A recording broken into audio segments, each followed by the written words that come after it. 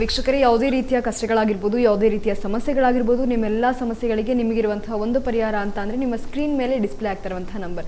ಯಾವುದೇ ರೀತಿಯ ಕಷ್ಟಗಳಾಗಿರ್ಬೋದು, ಯಾವುದೇ ರೀತಿಯ ಸಮಸ್ಯೆಗಳಾಗಿರ್ಬೋದು, ಪ್ರತಿಯೊಂದು ರೀತಿಯಲ್ಲೂ ಸಹ ಸಾಕಷ್ಟು ನಾನಾ ರೀತಿಯ ಸಮಸ್ಯೆಗಳು ಕಾಡ್ತಾ ಇರುತ್ತೆ. ಶಿಕ್ಷಣ, ಉದ್ಯೋಗ, ಅದೇ ರೀತಿಯಾಗಿ ಮದುವೆ ವಿಳಂಬ, ಎಲ್ಲ ರೀತಿಯ ಸಮಸ್ಯೆಗಳಿಗೂ ಸಹ ನಿಮಗೆ ಒಂದು ಪರಿಹಾರ ಅಂತಂದರೆ ನಿಮ್ಮ ಸ್ಕ್ರೀನ್ ಮೇಲೆ ಡಿಸ್ಪ್ಲೇ ಆಗ್ತಾ ಇರುವಂತಹ ನಂಬರ್ 9743554266. ಈ ಸಂಖ್ಯೆಗೆ ಕರೆ ಮಾಡಿದರೆ ನಿಮ್ಮೆಲ್ಲ ಸಮಸ್ಯೆಗಳಿಗೆ ಗುರುಮಾತಾ ಪರಿಹಾರವನ್ನು ಕೊಡ್ತಾ ಹೋಗ್ತಾರೆ. ಅದೇ ರೀತಿಯಾಗಿ ಲೈನ್ ಕನೆಕ್ಟ್ ಆಗ್ತಾ ಇಲ್ಲ, ಲೈನ್ ಸಿಗ್ತಾ ಇಲ್ಲ ಅನ್ನುವಂಥವರು ನೇರ ಭೇಟಿಯಾಗಿ ಸಂಪರ್ಕಿಸಿ ಅನ್ನುವಂತಹ ನಂಬರ್ಗೆ ಕರೆ ಮಾಡ್ಬೋದು. 9626278822. ಈ ಸಂಖ್ಯೆಗೆ ಕರೆ ಮಾಡಿದ್ರೆ ಗುರುಮಾತಾ ನಿಮ್ಮ ಹತ್ರ ನೇರವಾಗಿ ಮಾತಾಡ್ತಾರೆ. ತಪ್ಪದೆ ಕರೆ ಮಾಡಿ ನಿಮ್ಮೆಲ್ಲ ಸಮಸ್ಯೆಗಳಿಗೆ ಪರಿಹಾರ ಪಡ್ಕೊಳ್ಳಿ. ಗುರುಮಾತಾ, ಈಗಾಗಲೇ ನೀವು ತಿಳಿಸ್ತಾ ಇದ್ರಿ ಶುಕ್ರವಾರ ದೇವಿ ಆರಾಧನೆ ಯಾಕೆ ವಿಶೇಷತೆ, ಅದೇ ರೀತಿಯಾಗಿ ಮಂಗಳವಾರ ಯಾಕೆ ವಿಶೇಷತೆ ಅನ್ನುವಂಥದ್ದನ್ನ ತಿಳಿಸ್ಕೊಡ್ತಾ ಇದ್ರಿ. ಇದ್ರ ಬಗ್ಗೆ ತಿಳಿಸ್. ಖಂಡಿತ ನೋಡಿ, ಆ ಥರ ಕಳಸ ಇಟ್ಟು ನಮ್ಮನ್ನು ನಾವು ಆ ತಾಯಿಗೆ ಒಪ್ಪಿಸ್ಕೊಂಡು ಸಂಕಲ್ಪ ಮಾಡಿಕೊಂಡು ಅಕ್ಷತೆನ ಕೈಲಿಟ್ಕೊಂಡು ಚೆನ್ನಾಗಿ ಪ್ರಾರ್ಥನೆ ಮಾಡಿ, ನಿಮಗೆ ಗೊತ್ತಿರೋ ಅಂಥ ಲಲಿತಾ ಸ್ತೋತ್ರ ಹೇಳ್ಕೊಬೋದು, ಏನು ಬೇಕಾದರೂ ಆ ಸ್ತೋತ್ರ ಹೇಳ್ಕೊಬೋದು. ಅದೇ ರೀತಿ ಶಕ್ತಿ ದೇವತೆ ಮಂತ್ರಗಳು ಇರ್ತವೆ, ನೀವು ಯಾವುದು ಬೇಕಾದರೂ ಪಠಣ ಮಾಡ್ಕೋಬೋದು.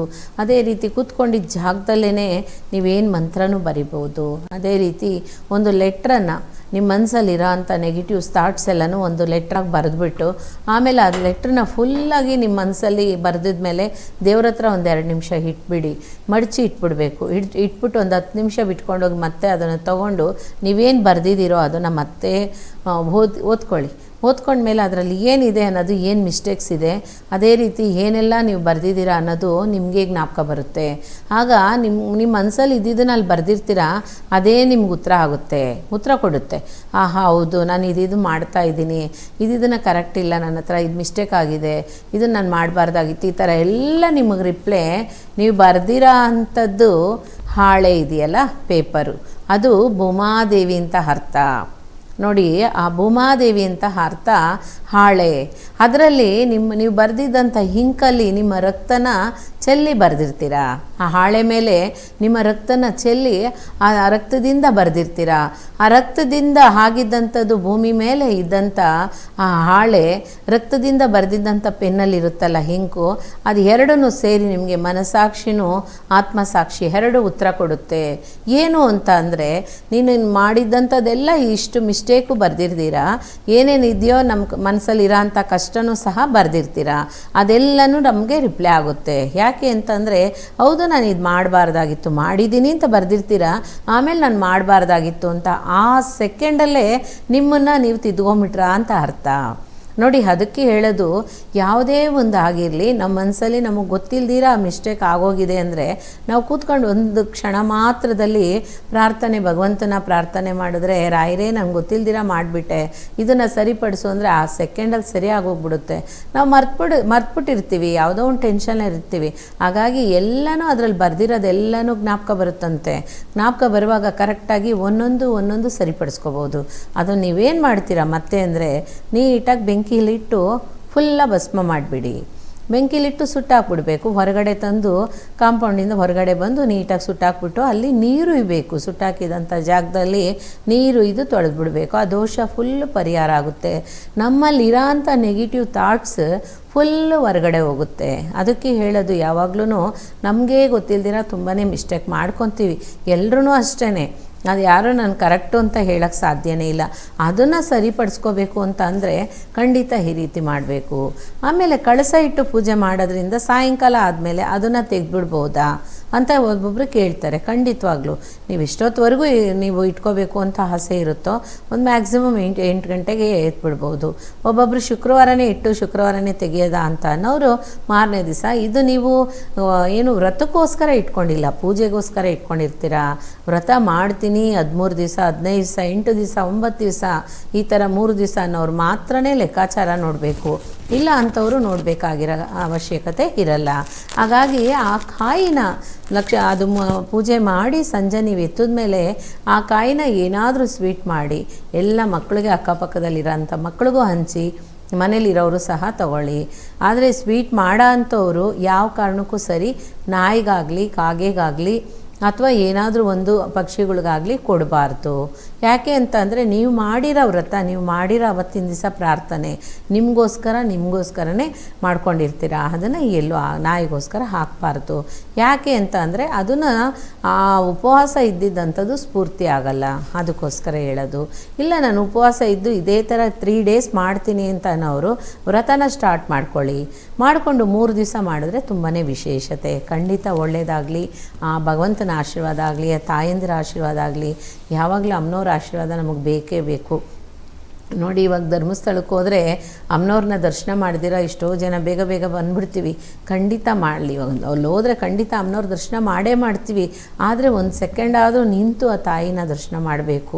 ಯಾಕೆ ಅಂತಂದರೆ ಅಷ್ಟು ಆ ತಾಯಿ ಸ್ವರೂಪಿಣಿ ಶಕ್ತಿ ದೇವತೆ, ಆ ಜಗನ್ಮಾತೆ ಪಾರ್ವತ ಸ್ವರೂಪಿಣಿ ಆಶೀರ್ವಾದ ಸಿಕ್ಕಿದ್ರೆ ಮಂಜುನಾಥ ಸ್ವಾಮಿ ನಮಗೆಲ್ಲನೂ ಸಕ್ಸಸ್ ಮಾಡಿಕೊಡ್ತಾರಂತೆ.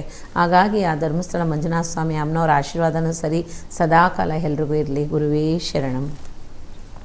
ವೀಕ್ಷಕರೇ, ಯಾವುದೇ ರೀತಿಯ ಕಷ್ಟಗಳಾಗಿರ್ಬೋದು, ಯಾವುದೇ ರೀತಿಯ ಸಮಸ್ಯೆಗಳಾಗಿರ್ಬೋದು, ನಿಮ್ಮೆಲ್ಲ ಸಮಸ್ಯೆಗಳಿಗೆ ನಿಮಗಿರುವಂತಹ ಪರಿಹಾರ ಅಂತಂದರೆ ನಿಮ್ಮ ಸ್ಕ್ರೀನ್ ಮೇಲೆ ಡಿಸ್ಪ್ಲೇ ಆಗ್ತಿರುವಂತಹ ನಂಬರ್.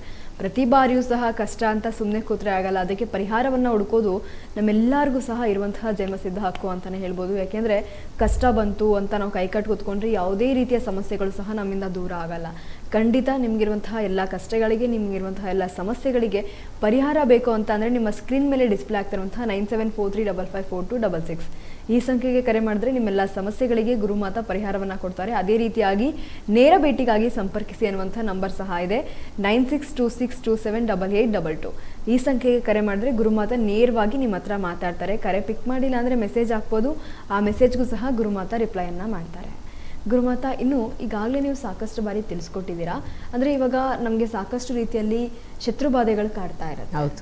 ಅಂದ್ರೆ ಯಾವ ಕಾರಣಕ್ಕೆ ಶತ್ರುಗಳು ಉಟ್ಕೋತಾರೆ ಅನ್ನೋದು ಯಾರಿಗೂ ಸಹ ಗೊತ್ತಿರಲ್ಲ. ಅಂದ್ರೆ ಶತ್ರುಗಳು ಅಂದ್ರೆ ನಮ್ ಮುಂದೆ ನಿಂತಿರೋರನ್ನ ಖಂಡಿತ ಇಲ್ಲ, ಬೇರೆ ಬೇರೆ ರೀತಿಯಲ್ಲಿ ಶತ್ರು ಬಾಧೆಗಳು ಕಾಡ್ತಾ ಇರುತ್ತೆ. ಯಾಕೆ ಈ ಶತ್ರು ಬಾಧೆ ಅನ್ನೋದು ಎಲ್ಲರನ್ನ ಕಾಡುತ್ತೆ? ಹೌದು, ಭಯ ಇರುತ್ತೆ ನೋಡಿ. ಖಂಡಿತ ಯಾರಿಗೂ ನಮ್ಮ ಮನಸ್ಸಲ್ಲಿ ಒಂದು ಭಯ ಬರ್ದಿರ ಯಾವುದೂ ನೆಗೆಟಿವ್ಸ್ ಬರಲ್ಲ. ಫಸ್ಟು ಸ್ಟಾರ್ಟಿಂಗ್ ಏನು ಅಂತಂದರೆ ಭಯ ಬಂತು ಅಂತ ಇಟ್ಕೊಳ್ಳಿ. ಆ ಭಯದಿಂದನೇ ಶತ್ರು ಉಂಡಾಗ್ತಾರೆ, ಆ ಭಯದಿಂದನೇ ದೋಷ ಬರುತ್ತೆ, ಆ ಭಯದಿಂದನೇ ಒಂದು ಶಾಪ ತೊಗೊತೀವಿ. ಈ ಥರ ನಾನಾ ವಿಷಯದಲ್ಲೂ ನಮಗೆ ಬರೋ ಅಂಥದ್ದು ಮೇಯ್ನ್ ಭಯನೇ.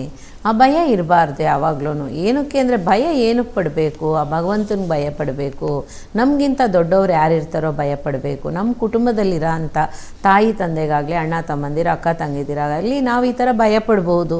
ಬೇಕಾದಕ್ಕೆ ಏನೇನು ಬೇಕೋ ಎಲ್ಲದಕ್ಕೂ ಭಯ ಪಡ್ತಾ ಇದ್ದರೆ, ಬ್ಯಾಡದಿದ್ದಕ್ಕೆಲ್ಲ ಭಯ ಪಡ್ತಾ ಇದ್ದರೆ ನಾವು ನೀಟಾಗಿ ನಾವು ಸಕ್ಸಸ್ ಏನೊಂದೂ ಮಾಡ್ಕೊಳಕ್ಕಾಗಲ್ಲ. ಆ ಭಯ ನಮ್ಮಿಂದ ಹೋದ್ರೇ ಯಾವುದೊಂದು ದೃಷ್ಟಿದೋಷ ಆಗಲಿ ಏನೇ ಆಗಲಿ ನಮ್ಮನ್ನು ಏನು ಮಾಡ್ಕೊಳಕ್ಕಾಗಲ್ಲ. ಹಾಗಾಗಿ ಫಸ್ಟು ಬೇಕಾಗಿರೋದು ಅದು ನಮಗೆ ಧೈರ್ಯನೇ. ಆ ದೃಷ್ಟಿ ಏನಕ್ಕೆ ಬರುತ್ತೆ ನೋಡಿ. ನೀವು ಇವಾಗ ನಾನು ಇಷ್ಟೊತ್ತು ಹೇಳಿದೆ, ಅಲಂಕಾರ ಮಾಡ್ಕೊಂಡು ಒಂದು ಹೆಣ್ಮಗು ಬಂದು ನಿಲ್ತಾಳೆ ಅಂತ ಅಂದರೆ ಆ ಭಗವಂತ ಏನು ಮಾಡಿದ್ರಂತೆ ನೋಡಿ. ಭಗವಂತ ನೀಟಾಗಿ ಒಂದು ಹೆಣ್ಣನ್ನ ಸೃಷ್ಟಿ ಮಾಡಿ ಕೈಲೇ ಕೊಟ್ಬಿಟ್ರಂತೆ ಬ್ರಹ್ಮದೇವ. ಕೊಟ್ಟಿದ ತಕ್ಷಣ ಪ್ರಪಂಚಕ್ಕೆ ಬರುತ್ತದು. ಬೆಳೀತಾ 1 ವರ್ಷ ಆಯಿತು, 2 ವರ್ಷ ಆಯಿತು, 5 ವರ್ಷ ಆಯಿತು, ಮಗು ಒಂದು 8 ವರ್ಷ ಆಯಿತು, 9 ವರ್ಷ, 10 ವರ್ಷ ಆಯಿತು. ಆ ಮಗುಗೆ ನೀಟಾಗಿ ಒಂದು ಅಲಂಕಾರ ಮಾಡಿ, ಪುಟ್ಪುಟಾಣಿಗೆ ನೀಟಾಗಿ ಅಲಂಕಾರ ಮಾಡಿ, ಒಂದು ಸ್ಯಾರಿ ಕಟ್ಟಿ, ತಲೆ ತುಂಬ ಹೂವಿಟ್ಟು, ಈ ಥರ ನಾನಾ ವಿಷಯಗಳಲ್ಲಿ ಎಲ್ಲನೂ ಕೈ ತುಂಬ ಬಳೆ ಹಾಕಿ ಏನೇನು ಬೇಕೋ ಎಲ್ಲನೂ ಮಾಡಿರ್ತೀವಿ ಅಂತ ಇಟ್ಕೊಳ್ಳಿ. ಮಾಡಿದಾಗ ಅದು ಒಂದು ಶೆಲೆ ಹಾಗೆ ಕಾಣಿಸುತ್ತಂತೆ ನಮ್ಮ ಕಣ್ಣಿಗೆ. ಯಾಕೆ ಅಂತಂದರೆ ನೋಡಿ, ಗೊಂಬೆನ ಕೊಟ್ಟ ಭಗವಂತ ಆ ಗೊಂಬೆನ ಸೃಷ್ಟಿ ಮಾಡಿ ಗೊಂಬೆ ಕೊಟ್ಟ ಮೇಲೆ ಆ ಗೊಂಬೆಗೆ ಏನೆಲ್ಲ ಮೇಕಪ್ ಬೇಕೋ ಆ ಮೇಕಪ್ ಎಲ್ಲ ಮಾಡಿದ್ಮೇಲೆ ಆ ಶೆಲೆ ಆಗೋಯ್ತಂತೆ. ಅದಕ್ಕೆ ಹೇಳೋದು ಯಾವಾಗಲೂ ನೋಡಿ, ಆ ಶೆಲೆ ಥರ ಅಲಂಕಾರ ಮಾಡಿ ಅದು ಒಂದು ಫೋಟೋ ತೊಗೊಂಡು ಆ ಮುದ್ದಾದ ಮಗುನ ನೋಡ್ತಾ ಇರುವಾಗ ನಮ್ಮ ಕಷ್ಟಗಳೆಲ್ಲ ಮರ್ತೋಗ್ತೈತೆ. ದೃಷ್ಟಿ ನಾವು ಯಾರು ಮಾಡಿದ್ರೋ ಅವ್ರ ಕಣ್ಣು ದೃಷ್ಟಿನೇ ಫಸ್ಟ್ ಬೀಳುತ್ತಂತೆ. ಅದಕ್ಕೆ ಹೇಳೋದು, ಯಾರೇ ಅಲಂಕಾರ ಮಾಡಿರಲಿ ಲೈಟಾಗಿ ಎಲ್ಲೋ ಒಂದು ಮಚ್ಚೆ ಥರ ಒಂದು ಕಪ್ಪು ಬಟ್ಟು ಇಟ್ಕೊಳ್ಲೇಬೇಕು. ಆ ಥರ ಕಾಟಿಗೆ ಆದರೂ ಹಾಕ್ಕೋಬೇಕು ಅಂತ ಹೇಳ್ತೀವಿ ನಾವು. ಕಣ್ಕಪ್ಪಾದರೂ ಹಾಕ್ಕೋಬೇಕು. ಹಾಕೋದ್ರಿಂದ ಏನಾಗುತ್ತೆ, ಆ ದೃಷ್ಟಿ ನಮಗೆ ಬರಲ್ಲ. ಯಾರು ಕಣ್ಣು ದೃಷ್ಟಿ ಬೀಳ್ತೋ ಅವ್ರ ಕಣ್ಣಿಂದನೇ ಆ ದೃಷ್ಟಿ ತೆಗೆಸ್ಬೇಕಂತೆ ನೋಡಿ. ಅದಕ್ಕೆ ಹೇಳೋದು ಯಾವಾಗಲೂ ಮಕ್ಳಿಗೆ ಎಷ್ಟೇ ಅಲಂಕಾರ ಮಾಡಿರಲಿ ಬೊಟ್ಟನ್ನ ಒಂದು ಸ್ವಲ್ಪ ನಾವು ಹೆಸರಿಟ್ಟು ನಾಮಕರಣ ಮಾಡೋವರೆಗೂ ಹಣೆಯಲ್ಲಿ ಬೊಟ್ಟನ್ನ ಕ್ರಾಸಲ್ಲಿ ಇಡ್ತೀವಿ. ಆದಮೇಲೆ ಕರೆಕ್ಟಾಗಿ ಇಡೋ ಅಂಥದ್ದು. ಹಾಗಾಗಿ ಆ ಮಗುಗೆ ಕೈಯಲ್ಲಾಗಲಿ ಕಾಲಲ್ಲಾಗಲಿ ಒಂದು ಸ್ವಲ್ಪ ಕಣ್ಕಪ್ಪು ಬಟ್ಟೆ ಇಟ್ಬಿಡ್ತೀವಿ. ಅದು ಯಾಕೆ ಅಂತ ಅಂದರೆ ದೃಷ್ಟಿ ದೋಷ, ದೃಷ್ಟಿಕೋನ ಹೋಗುತ್ತೆ ಅಂತ ಅನ್ನೋದು. ಅದೇ ರೀತಿ ಒಬ್ಬರಿಂದ ಒಬ್ಬರಿಗೆ ಇವಾಗ ನೋಡಿದ ತಕ್ಷಣ ಕಣ್ದೃಷ್ಟಿ ಆಯಿತು ಅಂದರೆ ಸುಸ್ತಾಗ್ಬಿಡುತ್ತೆ, ಸೆಕೆ ಆಗಿಬಿಡುತ್ತೆ, ಒಂಥರ ಏನೇನೋ ಆಯಾಸ ಆಗಿಬಿಡುತ್ತೆ. ಅವಾಗ ಏನು ಅಂತ ಅಂದರೆ ದೃಷ್ಟಿ ಮಿತಿ ಮೀರಿ ಹೋಗ್ತಾ ಇದೆ ಅಂತ ಅರ್ಥ. ಅಲ್ಲಿ ಎಂಥವ್ರು ನಿಂತಿದ್ರೇನೋ ಸರಿ, ಇಲ್ಲ ಒಂದು ದೇವಸ್ಥಾನನೇ ಇದೆ ಅಂದರೆ ಟಕ್ಕಂತ ಹೋಗಿ 2 ನಿಮಿಷ ಕೂತ್ಕೊಂಡ್ಬಿಡ್ಬೇಕು.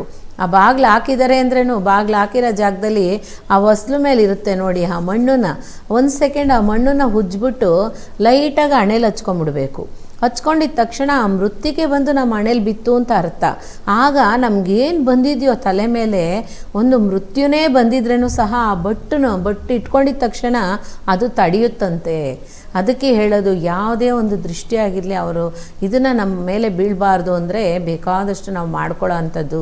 ಅದೇ ರೀತಿ ಒಂದು ನಿಂಬೆಹಣ್ಣನ್ನು ಯಾವಾಗಲೂ ಸಹ ನಮ್ಮ ಬ್ಯಾಗಲ್ಲಿ ಇಟ್ಕೊಳ್ಳೋ ಅಂಥದ್ದು, ಕೆಲ್ಸಕ್ಕೆ ಹೋಗೋ ಅಂಥವ್ರು, ಅಥವಾ ಬಂದು ದಾರ ರಕ್ಷೆ ಕಟ್ಕೊಳ್ಳೋ ಅಂಥದ್ದು, ನಮ್ಮನ್ನು ರಕ್ಷೆ ಮಾಡ್ತೈತದು. ಈ ಥರ ನಾನಾ ವಿಷಯಗಳು, ಒಂದು ಒಳ್ಳೆ ಉಂಗುರಗಳು ಹಾಕೊಳ್ಳೋ ಅಂಥದ್ದು, ಈ ಥರ ಬೇಕಾದಷ್ಟಿದೆ. ಖಂಡಿತ ಮಾಡದಿರ ಬಿಡಬೇಡಿ. ಅದನ್ನು ತಡಿಬೇಕು ದೋಷ ಅಂತ ಅಂದರೆ ಖಂಡಿತವಾಗ್ಲೂ ದುರ್ಗೆ ಅಮ್ಮನಿಂದ ಸಾಧ್ಯ. ಅದಕ್ಕೆ ಹೇಳೋದು, ಮಂಗಳವಾರ ದುರ್ಗಾದೇವಿಗೆ ತಪ್ಪದೆ ಹೋಗಿ ದೀಪ ಹಚ್ಚಿ ಅಂತ ಏನು ಕೇಳ್ತೀವಿ. ಗಂಡಸಾಗಲಿ ಹೆಂಗಸಾಗಲಿ ಖಂಡಿತವಾಗ್ಲೂ ಈ ಥರ ಲಕ್ಷ್ಮೀನರಸಿಂಹಸ್ವಾಮಿ ದೇವಸ್ಥಾನಕ್ಕಾಗಲಿ ಆಂಜನೇಯನಿಗಾಗಲಿ ಒಂದೊಂದು ದೇವತೆಗಳಿಗೂ ಒಂದೊಂದು ಪವರ್ ಇದೆ. ಅದನ್ನು ಹೋಗಿ ನಾವು ಪಡ್ಕೊಳ್ಳುವಾಗ ಆ ಸಂಕಲ್ಪ ನಮಗೆ ಬಂತು ಅಂದರೆ ಅದರಿಂದ ನಾವು ಎಸ್ಕೇಪ್ ಆಗ್ಬೋದು. ಅದು ಖಂಡಿತ ಮಾಡೋ ಅಂಥದ್ದು. ಇಲ್ಲ ದಿನನಿತ್ಯ ನಮ್ಮನೇಲಿ ಎಲ್ರಿಗೂ ಸೇರಿ ಒಂದು ಕರ್ಪೂರ ಹಚ್ತೀವಿ ಅಂದರೆ ತುಂಬಾ ಶ್ರೇಷ್ಠ.